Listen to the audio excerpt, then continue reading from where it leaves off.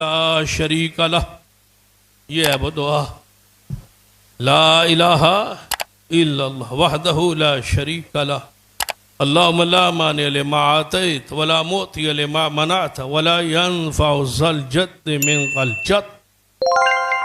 فرمایا یہ دعا ہے، اس دعا کو پڑھو، اللہ تھکاوٹیں ساری تھکاوٹیں پریشانیاں بھی دور کر دے گا، تمہاری تنگ دستیاں بھی دور کر دے گا۔ یہ دعا پڑھو نماز کے بعد، جس میں اقرار ہے لا مانع لما آتیت، جس کو تو دے اس کو کوئی روک نہیں سکتا، اور جس کو تو روک لے اس کو کوئی دے نہیں سکتا۔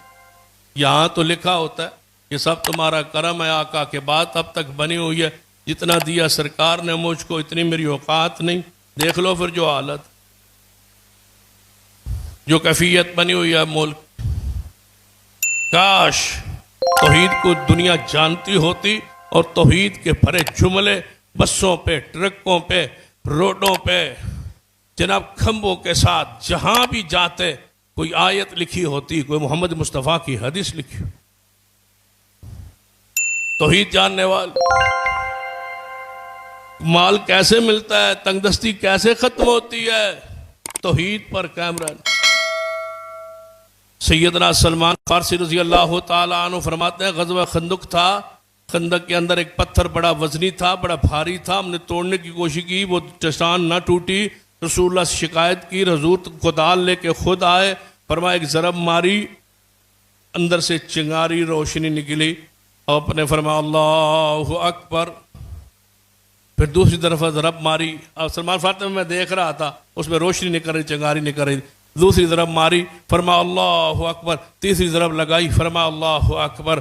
جب یہ تینوں ضربیں لگ گئی، تینوں طرف روشنی اندر سے نکلی، میں نے دیکھی تو نبی علیہ السلام سے بعد میں نے عرض کیا یا رسول اللہ صلی اللہ علیہ وسلم، آج جب آپ کدال مار رہے تھے، وہاں ضربیں لگا رہے تھے نا، تو اندر سے روشنی نکلی تھی، اس روشنی میں کوئی خاص تھی؟ فرمایا سلمان تم نے دیکھ لی تھی؟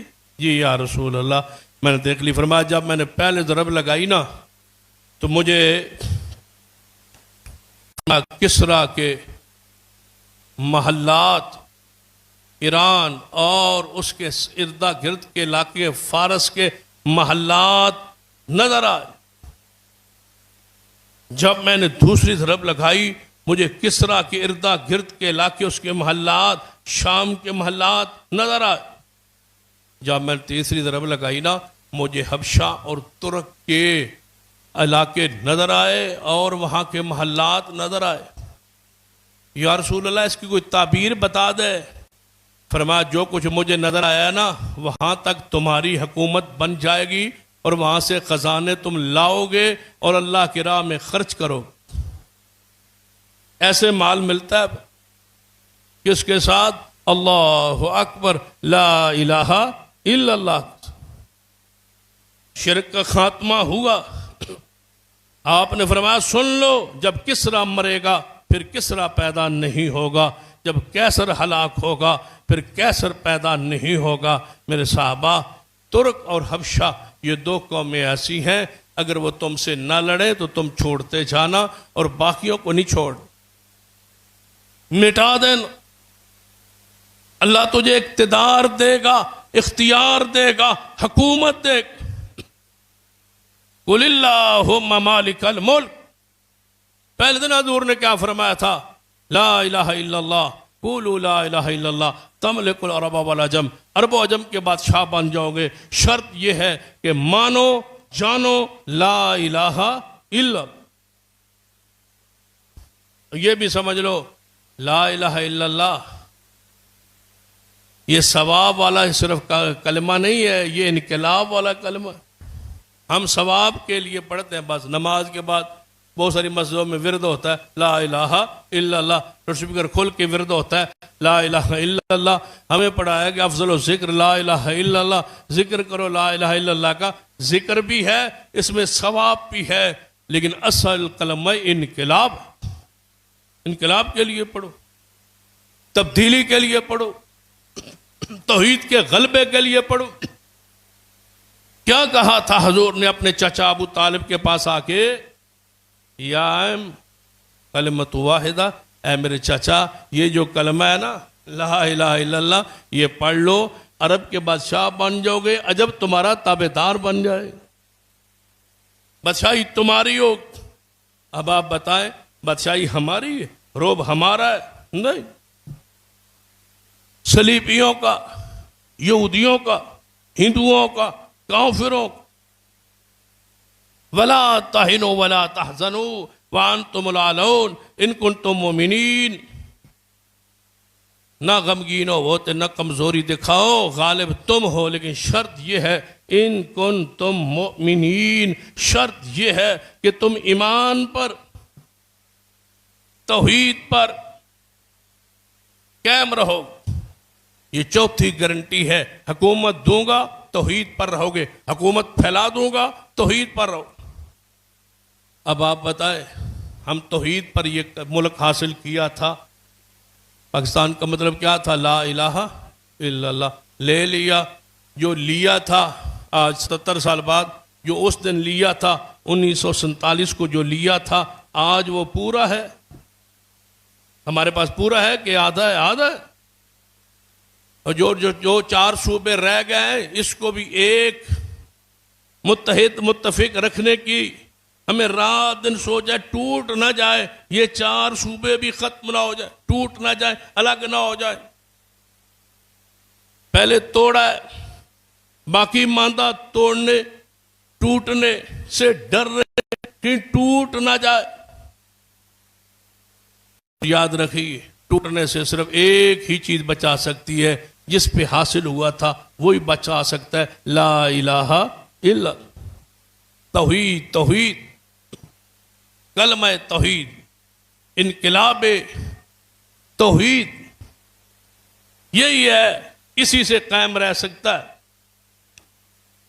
5ویں اور آخری ضمانت جو توحید پر قائم رہے، اللہ تعالیٰ اس کے گناہوں کو معاف کر دے۔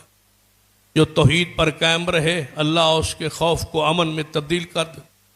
جو توحید پر قائم رہے اللہ اس کی مہنگائی کو معاشی طور پر مضبوط کر کے مہنگائی کو ختم کر دے۔ برکات زمین اگل دیتی، آسمان سے بارشیں موسم پر آتی۔ اب پورا ملک ڈر رہا ہے، فصلیں پکی ہوئی ہیں، تیار ہے، لیکن بارشیں بھی پوری طرح تیار ہے۔ پورا ملک ڈر رہا ہے کہ بارشیں آنے والی ہے، طوفانی آئیں گی، گندم کا نقصان ہوگا۔ دعا کریں اللہ ہمارے ملک کو محفوظ فرما۔ یہ ڈر، یہ خوف شرک کی وجہ سے۔ توحید کو اپنا لو، اللہ تمہارے ملک کو 4 نہیں اور صوبے اور علاقے بھی تمہارے ملک میں داخل کر، جن سے جو کہتے ہو نا پاکستان کا حصہ ہونا چاہیے، کشمیر، دیگر یہ اب ریاستیں، علاقے اللہ تمہارے دے دے گا۔ شرط یہ ہے توحید، توحید۔ اور آخری ضمانت کیا ہے؟ توحید پر رہو گے جنت دے دو۔ بتاؤ اور کیا چاہیے؟ مہنگائی بھی ختم، بدامنی بھی ختم، گناہ بھی ختم، اور ساتھ ساتھ حکومت کی وسعت۔ اور 5ویں ضمانت کیا ہے؟ جنت کا داخلہ، جنت کا حصول۔ ان الذين قالوا ربنا الله ثم استقاموا تتنزل عليهم الملائكة الا تخافوا ولا تحزنوا وابشروا بالجنة التي كنتم توعدون۔ فرما قائم رہو اس بات پر، ربنا اللہ، ہمارا رب، ہمارا مشکل کشا، ہمارا پالنے والا، ہمارا حاجت روا اللہ ہے، ڈٹ جاؤ، میں جنت کی بشارت دیتا ہوں۔ نحن اولیاؤکم فی الحیات الدنیا وفی الآخرہ، دنیا میں ہم تمہارے دوست تھے، آخرت بھی ہم تمہارے دوست ہوں گے، لیکن ربنا اللہ ثم استقام وَلَكُمْ مَا تَشْتَهِي أَنفُسُكُمْ، جنت میں وہ دوں گا جو تم چاہو گے۔ یہ میری طرف سے میزبانی ہوگی، سب کچھ تیار ہے، شرط یہ ہے توحید پر آنا۔ مَن مَاتَ وَهُوَ يَعْلَمُ أَنَّهُ لَا إِلَهَ إِلَّا اللَّهُ دَخَلَ الْجَنَّةَ۔ رسول اللہ فرماتے ہیں جو لا الہ الا اللہ پر مرے، جانتا ہو لا الہ الا اللہ۔ امام مسلم رحمہ اللہ اس حدیث کے تحت لکھتے ہیں کہ غیر شاکن فی ہے، اس کا معنی ہے اس کلمہ پڑھنے کے بعد